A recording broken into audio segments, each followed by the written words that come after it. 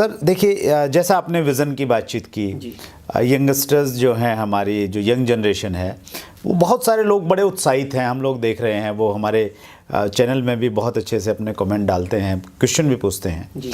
तो उनको आप क्या संदेश देना चाहेंगे? वो कहीं ना कहीं, क्योंकि जब एक बच्चा जो अभी पढ़ाई कंप्लीट की है या पढ़ रहा है, तो वो जब बिज़नेस की बातचीत करता है, एक ऐसे बिजनेस की बातचीत करता है जिसको अभी देश में उस प्रकार की सामाजिक मान्यता नहीं है, दूसरे कॉम्प्लिकेशंस हैं कई सारे, तो उस समय वो बड़ा भ्रमित रहता है कि करूं नहीं करूं, क्या करूं। तो हमारे युवाओं को आप क्या संदेश देना चाहते हैं? सर मैं ये कहना चाहता हूँ, ये इंडस्ट्रीज बहुत बड़ी है, इसको समझने में टाइम लगता है जी।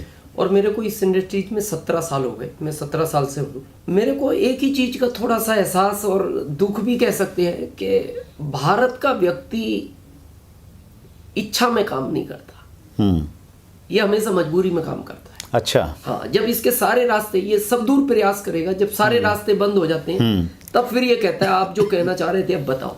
अच्छा। और मेरा ये मानना है कि जब आदमी को प्यास लगती है तब कुएं नहीं खुदते। सही। कुआं उस समय खोदना चाहिए जब आपको प्यास ना हो। और ये इंडस्ट्रीज आने वाले टाइम में इसमें कोई डाउट भी नहीं करना चाहिए कि ये जिस तरह भारत में ये कॉन्सेप्ट अभी उभर रहा है, ये इंडस्ट्रीज आगे बढ़ रही है, आने वाले टाइम में इससे हर जगह सामाजिक मान्यता हो या जो भी, वो सब कुछ मिलेगा। राइट।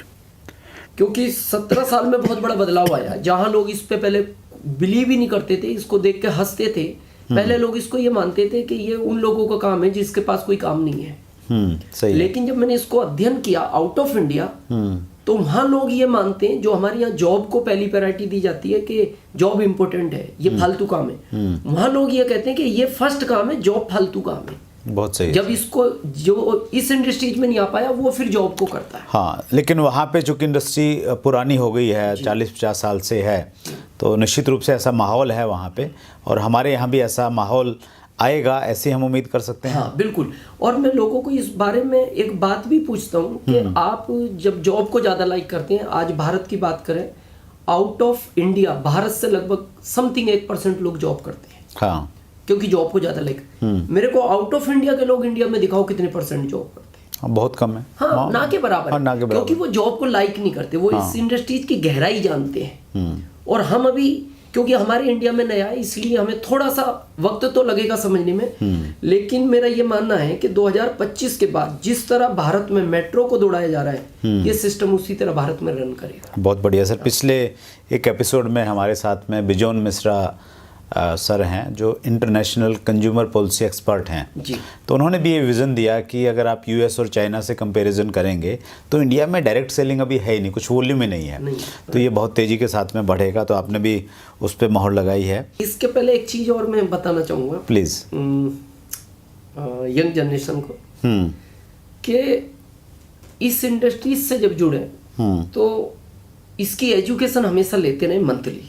राइट। क्योंकि किसी ने कहा है, और मैंने ये चीज़ को पढ़ा भी है, कि आदमी के माइंड में एक दिन में 10,000 से ज़्यादा थॉट आते हैं। सही। निगेटिव और पॉजिटिव। आप जैसे लोगों की संगत करोगे वैसे थॉट आएंगे। हाँ।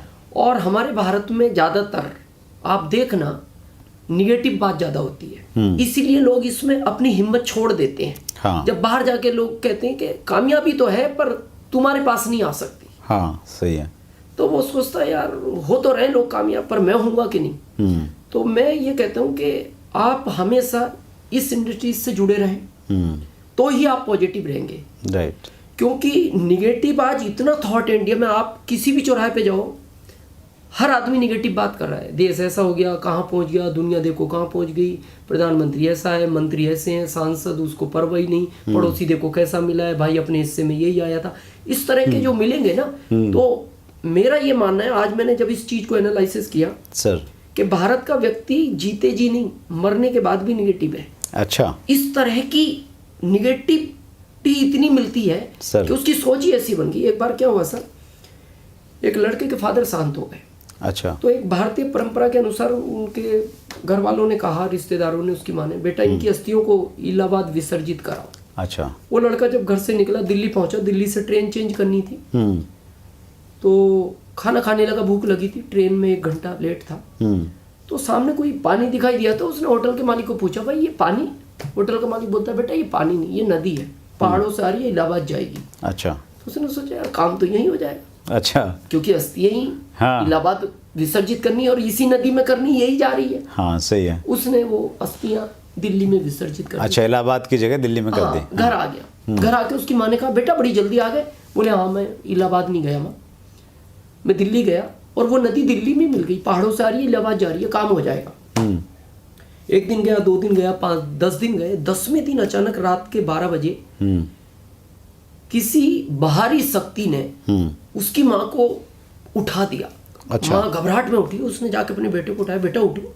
बेटा बोलता, माँ रात हो रही है, सो जाओ, सुबह उठेंगे। अरे बेटा तुम सुनो तो सही। अरे बोले माँ रात की 2 बजी है, सुबह बात करें। अरे बेटा तुम सुनो तो सही। वो उठा, उसने कहा क्या हुआ माँ? बोले क्या हुआ? तुम्हारे पिताजी भी मेरे सपने में आए थे। अच्छा। और वो ये कह रहे हैं कि तेरा बेटा मेरे को इलाहाबाद छोड़कर नहीं आया, अच्छा। वो दिल्ली छोड़ आया। हाँ। और मैं अभी इलाहाबाद नहीं पहुंचा। अच्छा। मैं 8 किलोमीटर पहले एक नाले में अटका पड़ा हूँ। अच्छा अच्छा। तो वो बेटा अपनी माँ को बोलता, माँ तुम नहीं समझोगी, ये अच्छा। पिताजी जिंदगी भर निगेटिव रहे। अच्छा। इन्होंने जब भी बात करी निगेटिव करी।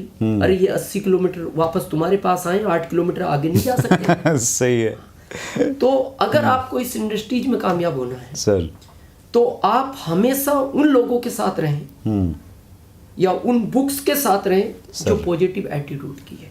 अच्छा। तभी आप इस इंडस्ट्रीज में बड़ा काम कर पाएंगे। मतलब पॉजिटिव रहेंगे तभी चल पाएंगे। तभी चल पाएगा। आपने चैट विद सुरेंद्र वत्स के लिए टाइम दिया, हम बहुत आभारी हैं सर आपके। Thank you very much. ये थे श्री दिनेश चौधरी, रतलाम मध्य प्रदेश से, जो बहुत कामयाब शख्सियत हैं।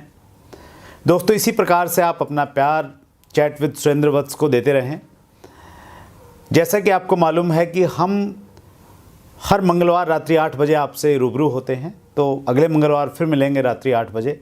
तब तक के लिए बहुत बहुत धन्यवाद। Thank you.